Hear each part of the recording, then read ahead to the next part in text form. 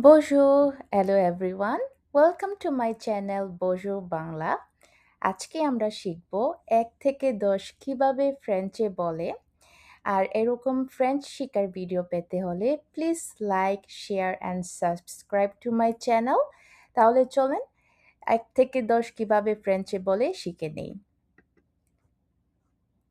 Un, un, এক, deux, deux, দুই, trois, trois, তিন, quatre, quatre, চার, cinq, cinq, পাঁচ, six, six, ছয়, sept, sept, সাত, huit, huit, আট, neuf, neuf, নয়, dix, dix, দশ।